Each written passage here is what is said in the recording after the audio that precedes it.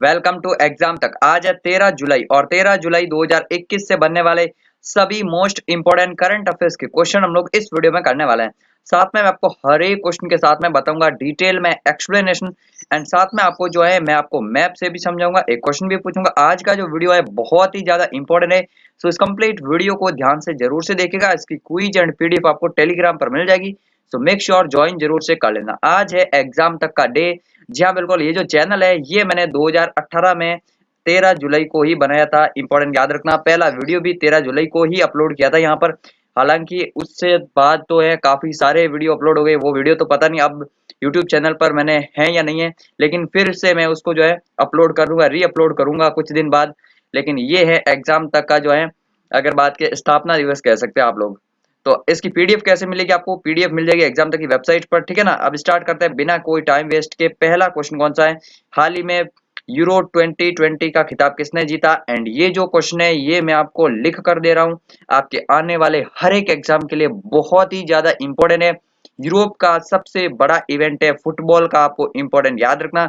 जिस तरह से क्रिकेट में चैंपियंस ट्रॉफी होती है उसी तरह से यूरो 2020 है, जो कि यूरोप में होने वाला फुटबॉल कप है, जिसमें लगभग लगभग यूरोप के सभी देश खेलते हैं। 1958 से स्टार्ट हुआ था, ठीक है ना। तो 1958 से शुरू हुआ था। 58 में जो है 1958 में नासा की स्थापना हुई थी एंड हिंदुस्तान में डीआरडीओ की स्थापना हुई थी। वो आपको थोड़ा सा याद रखना, डीआरडीओ एंड नासा दोनों की स्थापना 1958 में हुई थी। इसके अलावा नासा की जो शुरुआत, सॉरी, यूरो कप की जो शुरुआत है वो भी 58 में हुई थी। अच्छा, यूरो कप में जो है यूरोपियन कंट्रीज खेलती है एंड हर 4 साल बाद होता है, ठीक है ना। तो हर साल नहीं होता है, इसलिए ज्यादा इंपॉर्टेंट है। इस बार हुआ है एंड यूरो 2020 का खिताब जो है ये मैं आपको बताने से पहले आपको जो है गूगल पर ले सकता हूँ। एंड गूगल पर भी अगर आप लोग सर्च करेंगे यूरो 2020 तो इस तरह से आपके सामने जो है कुछ एनिमेशन दिखेंगे, जिसमें आपको जो है ये देख सकते हैं आप लोग, सेलिब्रेशन टाइप का जो है गूगल ने बना रखा है खुद ने ऑफिशियल अपनी वेबसाइट पर। ये मैंने कोई एडिट नहीं किया, ये गूगल पर अगर आप सर्च करेंगे यूरो 2020 तो इस तरह से आपको मिलेगा, जिसमें इटली एंड इंग्लैंड थे फाइनल में। जी हाँ बिल्कुल, इटली एंड इंग्लैंड जो है ये दोनों फाइनल में गए थे एंड इटली ने जो है पेनल्टी शूटआउट में 3-2 से ये मैच जीत लिया है। तो अभी जो है यूरो 2020 के न्यू चैंपियन बन चुके इटली। इंपॉर्टेंट याद रखना, रोम है कैपिटल इटली की, इंपॉर्टेंट है काफी ज्यादा। एंड इंग्लैंड जो है ये बनी उप विजेता। इसके अलावा पिछली बार यानी कि 2016 में कौन थी? पुर्तगाल पिछली बार थी। इंपॉर्टेंट याद रखना है, ये जो है किसी एक देश में नहीं हुआ है, अलग अलग जगह पर हुआ है। फाइनल कहाँ पर हुआ है? लंदन में हुआ है फाइनल। एंड ये देख सकते हैं celebration of the Italy football team, ये देख सकते हैं आप लोग, आर्टिकल भी है। Euro 2020 final Italy versus England highlights, Italy is new European champion beats England 3-2 on penalty shootout, ठीक है ना। तो यहाँ पर ये जो है वेम्बली स्टेडियम हुआ है। Wembley stadium by the way बहुत चर्चा में रहेगा अभी। तो वेम्बली स्टेडियम कहाँ पर है? ये है इन द लंदन, लंदन में स्थित है वेम्बली स्टेडियम फुटबॉल का। इंपॉर्टेंट याद रखना। अच्छा, यूरो कप का फुल फॉर्म क्या है? तो यूरोपियन फुटबॉल चैंपियनशिप, ये इसकी जो है फुल फॉर्म है, आपको थोड़ा सा इंपॉर्टेंट याद रखना है। इटली ने जो है यहाँ पर इंग्लैंड को हराया है एंड चेक गणराज्य के पैट्रिक स्ट्रिक और पुर्तगाल के क्रिस्टियानो रोनाल्डो, रोनाल्डो को तो सब जानते होंगे, कोका कोला वाले। तो इन्होंने जो है हाईएस्ट गोल किए हैं, 5-5 गोल किए पूरे टूर्नामेंट में, आपको इंपॉर्टेंट याद रखना है। इटली के जो है गोलकीपर थे, उनको टूर्नामेंट के सर्वश्रेष्ठ खिलाड़ी के रूप में भी घोषित किया गया। तो ये थोड़ा सा आपको इंपॉर्टेंट याद रखना, थोड़ा सा इंपॉर्टेंट था, ठीक है ना। तो यही थे जो भी इंपॉर्टेंट फैक्ट्स वगैरह थे। यूरो कप जो है आपके एग्जाम पॉइंट ऑफ व्यू से बहुत ही ज्यादा इंपॉर्टेंट है। एंड अगर बात की जाए यहाँ पर जो है मैं आपको बता दूं, ठीक है ना, यही था इंपॉर्टेंट पॉइंट्स जो भी फैक्ट्स थे। नेक्स्ट सेकंड क्वेश्चन है, सेकंड क्वेश्चन भी स्पोर्ट्स से ही रिलेटेड है, बहुत ही इंपॉर्टेंट है सेकंड क्वेश्चन भी। हाल ही में आयोजित विंबलडन टेनिस टूर्नामेंट का खिताब किसने जीता? बहुत ही इंपॉर्टेंट, आप सभी जो एग्जाम दे चुके हैं एक दो बार एसएससी का, रेलवे का, बैंक का, उनको पता है करंट अफेयर्स की वैल्यू एंड इन क्वेश्चंस की वैल्यू। उनको क्वेश्चन देखते ही समझ में आ जाता है कि ये क्वेश्चन इंपॉर्टेंट है या नहीं है। एंड मैं जो है अगर पिछले 2 दिन से करंट अफेयर्स का वीडियो नहीं आ पाया है तो आज बहुत जो इंपॉर्टेंट है वही क्वेश्चन मैंने लिए हैं। और ये है विंबलडन टेनिस टूर्नामेंट जो जीत लिया नोवाक जोकोविच ने, one of the best player of tennis in this era. ये है नोवाक जोकोविच, जी हाँ बिल्कुल, सर्बिया देश के हैं एंड इन्होंने अपना 20वां ग्रैंड स्लैम खिताब जीत लिया। 20वां ग्रैंड स्लैम खिताब, जो कि Roger Federer and Rafael Nadal की बराबर आ चुका है, यानी कि उन्होंने भी टोटल 20 ग्रैंड स्लैम खिताब जीत चुके। अब ग्रैंड स्लैम होता क्या है? तो टेनिस में 4 फेमस टूर्नामेंट होते हैं, विंबलडन ओपन होता है, ऑस्ट्रेलियन ओपन होता है, यूएस ओपन होता है एंड फ्रेंच ओपन होता है। ये 4 जो है हर साल होते हैं एक एक, मतलब ठीक है ना। तो इसी तरह से इन्होंने 20 बार, यानी कि अगर ऐसे कर लिया जाए तो 5 बार, मतलब जो है 5 साल तक लगातार ये टूर्नामेंट जीते तो 20 होते हैं। इतना इनका अच्छा परफॉर्मेंस है। वर्ल्ड के नंबर 1 भी यही है, नोवाक जोकोविच। एंड ये तो गए पुरुष वर्ग के। अब महिला वर्ग की खिताब किसने जीता? ये जीता एशले बार्टी ने। इंपॉर्टेंट याद रखना, किस देश की है? ऑस्ट्रेलिया देश की है एशले बार्टी, जिन्होंने ये खिताब जीता है। इंपॉर्टेंट याद रखना है, तो पुरुष और महिला दोनों का याद रखना है। नोवाक जोकोविच सर्बिया के हैं एंड इन्होंने पुरुष वर्ग में विंबलडन टेनिस टूर्नामेंट 2021 जीता है। एशले बार्टी ऑस्ट्रेलिया की हैं, जिन्होंने विंबलडन ओपन जो है महिला एकल का खिताब जीता है। बहुत ही ज्यादा इंपॉर्टेंट याद रखना। विंबलडन बाय द वे कहां पर होता है? ये होता है लंदन में, ठीक है ना। इसमें अलग अलग टूर्नामेंट होते हैं, जैसे ऑस्ट्रेलियन ओपन कहां पर होता है? मेलबर्न में होता है साल के शुरू में। उसके बाद जो होता है फ्रेंच ओपन होता है कहां पर? पेरिस में होता है फ्रेंच ओपन। एंड पेरिस का जो फ्रेंच ओपन है वो लाल मिट्टी पर खेला जाता है, तो इसलिए कई बार इंपॉर्टेंट याद रखना, लाल मिट्टी पर कौन सा खेला जाता है? French open. उसके बाद होता है विंबलडन पर। अब विंबलडन से संबंधित आपको क्या याद रखना है? ये जो है हरी घास पर खेला जाता है विंबलडन टूर्नामेंट, ये अलग अलग होता है। एंड उसके अलावा साल के लास्ट में होता है US open and Australian open. ये दोनों जो है कहां पर खेले जाते हैं? ये जो है हार्ड कोर्ट पर खेले जाते हैं। इसमें अलग अलग कोर्ट होते हैं, ठीक है ना। तो ये आपको थोड़ा सा इंपॉर्टेंट याद रखना है। ये आर्टिकल भी देख पाएंगे। विंबलडन 2021, नोवाक जोकोविच win 20th grand slam with 6th Wimbledon Triumph, यानी कि जो है 6ठी बार विंबलडन जीता है और ओवरऑल 20th ग्रैंड स्लैम खिताब जीता है। ये है सर्बियन प्लेयर, इंपॉर्टेंट याद रखना। अच्छा, आप लोग बताइए सर्बिया की कैपिटल क्या है? एक और एक्स्ट्रा क्वेश्चन आज आपको शायद बहुत ही कम लोगों को पता होगा, लेकिन वहां पर जो है मैं आपको इतना सा हिंट दे देता हूं कि गुट निरपेक्ष आंदोलन का पहला सम्मेलन 1961 में उसी शहर में आयोजित हुआ था। तो ये बताइए सर्बिया की कैपिटल, कमेंट बॉक्स में जरूर से लिखिएगा। अब नेक्स्ट अगर बात किया यहाँ पर थर्ड क्वेश्चन की, बहुत ही इंपॉर्टेंट होता है फ्रेंड्स। करंट अफेयर्स का वीडियो डेली का डेली जरूर से देखिए एंड शेयर नहीं करते तो फिर मुझे भी ज्यादा मजा नहीं आता। आप लोग शेयर जरूर से कीजिए ताकि आपको रेगुलर ऐसे ही वीडियो मिल सके। आने वाले 1-2 दिन में और जो है डिस्टर्बेंस रहेंगी आपकी, ये करंट अफेयर्स वीडियो बाकी रेगुलर रहेगी। थर्ड क्वेश्चन कौन सा? हाल ही में भारत ने अफगानिस्तान के किस शहर से अपने राजनयिकों को वापस बुला लिया है? अपने काउंसलेट को वापस बुला लिया। अब ये क्यों, क्या है? कंधार से जो है वापस बुला लिया है। कंधार में एक्चुअली अभी जो है जो है तालिबानी का अटैक हो चुका है, मतलब तालिबानी जो आतंकवादी समूह है उन्होंने पूरा का पूरा कब्जा कर लिया। एक्चुअल मैंने कुछ दिन पहले आपको बताया था, अमेरिका ने फैसला कर लिया कि वो अफगानिस्तान से अपनी सेना को जो है वापस अमेरिका ले जाएंगे। तो अभी जो है उसके बाद जो तालिबान है, ये तालिबान बहुत ज्यादा एक्टिव हो चुका है। इसने कंधार में जो है पूरा कब्जा कर चुका है। अफगानिस्तान के लगभग जो है 50 to 80% एरिया पे जो है अपना कब्जा जमा चुका है तालिबानी आतंकवादी समूह। एंड ये बहुत ही खराब चीज है अफगानिस्तान के लिए भी, भारत के लिए भी और हर एक अच्छे देश के लिए।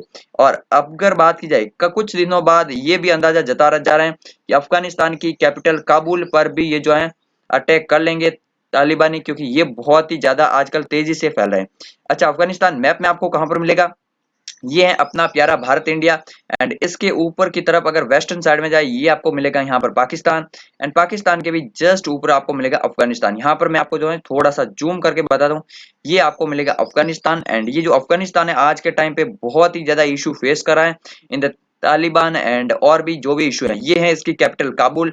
एंड कंधार अगर बात की जाए यहाँ पर स्थित है, ये देख सकते हैं आप लोग कंधार है एक शहर जो कि है अफगानिस्तान में। यहाँ पर पूरे के पूरे जो है आतंकवादी फैल चुके हैं तालिबानी समूह के। तो ये आपको इंपॉर्टेंट याद रखना। अफगानिस्तान के अगर कैपिटल की बात किया, काबुल है कैपिटल। अफगानिस्तान की संसद को शोरा कहते हैं। एंड यहाँ की करेंसी क्या है? अफगानी है करेंसी। अशरफ गनी जो है ये अफगानिस्तान के राष्ट्रपति हैं। ये देख सकते हैं इंडियन एक्सप्रेस का आर्टिकल मिलेगा यहाँ पर, Taliban at Kandahar gets India pull out national from consulate in city. तो यहाँ पर जो है काउंसलेट को इंडिया ने वापस बुला लिया। हालांकि जो काउंसलेट ऑफिस है वो वहां पर अभी भी रहेगा, ये इंडिया का कहना है। और न सिर्फ इंडिया ने, कई बड़े बड़े देशों ने यहाँ से अपने जो है ऑफिशियल डिप्लोमेट्स को हटा दिया है। कंधार, हेरात, जलालाबाद, इन 3 शहरों में बने हुए हैं भारत के काउंसलेट। बाकी एक जो एम्बेसी होती है वो तो है अफगानिस्तान की राजधानी काबुल में। नेक्स्ट अगर बात करें चौथे क्वेश्चन की, विश्व जनसंख्या दिवस इंपॉर्टेंट है। वर्ल्ड पॉपुलेशन डे कब मनाया जाता है? ये 11 जुलाई को मनाते हैं। जो टॉप मोस्ट वाले डे होता है ना कि ये तो याद हर किसी को रहने चाहिए, ये उसमें डे आता है विश्व जनसंख्या दिवस, इसलिए ये तो आपको बहुत ज्यादा इंपॉर्टेंट याद रखना है। विश्व जनसंख्या दिवस हर साल जो है 11 जुलाई को मनाते हैं। अच्छा, कौन मनाता है? यूएनडीपी मनाता है। यूएनडीपी ने शुरू किया था, यूनाइटेड नेशन डेवलपमेंट प्रोग्राम, यानी कि संयुक्त राष्ट्र विकास कार्यक्रम। इसका हेडक्वार्टर मिलेगा न्यूयॉर्क सिटी में, आपको इंपॉर्टेंट याद रखना। अच्छा, इसी तरह से यूएनईपी भी है, यानी कि यूनाइटेड नेशन एनवायरनमेंट प्रोग्राम, उसका हेडक्वार्टर मिलेगा आपको केन्या की कैपिटल नैरोबी में। तो ये दोनों आपको कंफ्यूज नहीं होना, अलग अलग हैं। विश्व जनसंख्या दिवस क्यों मनाते हैं और 11 जुलाई को ही क्यों मनाते हैं?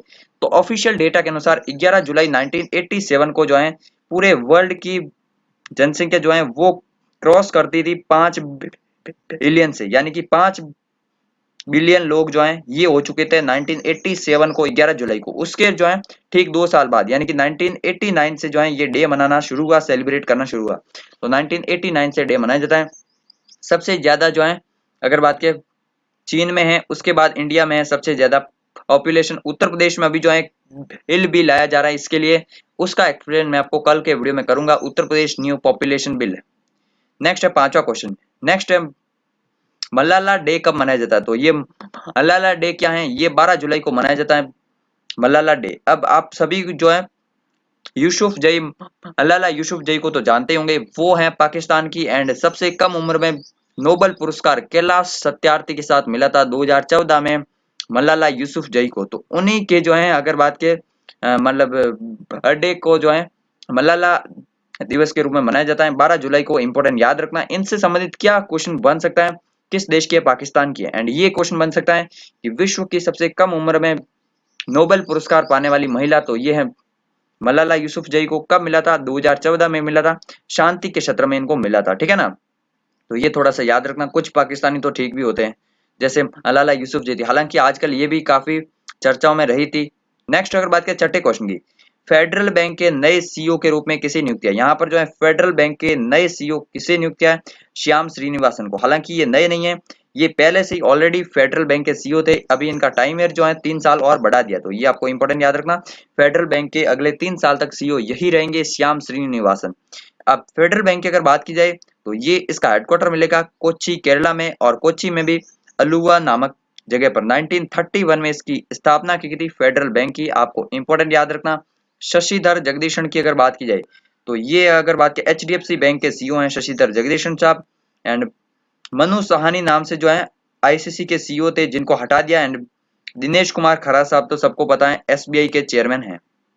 नेक्स्ट यहाँ पर जो है 7वां क्वेश्चन है, हाल ही में विदेश मंत्री एस जयशंकर और किस देश के विदेश मंत्री जो है सरगेई लावरोव के बीच में 2+2 वार्ता आयोजित की जाएगी? आपको पता होगा एस जयशंकर साहब हाल ही में जो है रशिया की यात्रा पर गए थे। वो क्यों गए थे? अफगानिस्तान के इशू को लेकर, क्योंकि अफगानिस्तान में आजकल बहुत ज्यादा इशू बढ़ रहा है, इसके लिए भारत और रूस दोनों ही बहुत ज्यादा चिंतित हैं। तो अभी जो है आने वाले इसी साल के एंड तक जो है 2+2 वार्ता आयोजित की जाएगी। ये जो है 2+2 वार्ता होती क्या एक्चुअल में? क्वाड का नाम आपने सुना होगा। क्वाड में जो है 4 देश हैं, भारत के अलावा 3 और देश हैं, अमेरिका है, जापान है एंड ऑस्ट्रेलिया है। तो इन दोनों इन जो है चारों देशों के बीच में जो है अगर बात की जाए तो विदेश मंत्री और रक्षा मंत्रियों की आपस में टाइम टू टाइम बैठक होती है, उनको ही कहते हैं 2+2 वार्ता, यानी कि इसमें जो है विदेश और रक्षा संबंधित बातचीत होती है।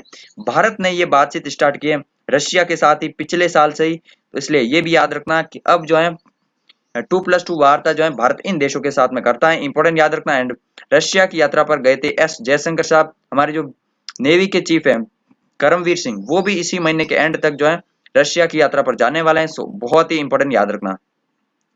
नेक्स्ट है 8वां क्वेश्चन, हाल ही में किस वित्तीय संस्था में चेयरमैन की जगह जो है सीईओ और एमडी के पद बनाए जाएंगे?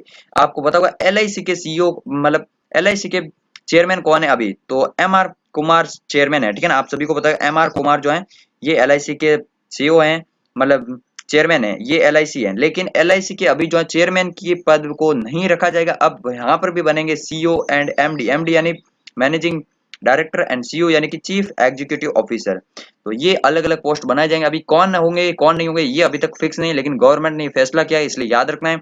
एलआईसी की अगर बात करें 1956 में स्थापना हुई थी एंड हेडक्वार्टर मिलेगा मुंबई महाराष्ट्र में। इंपॉर्टेंट याद रखना, ठीक है ना।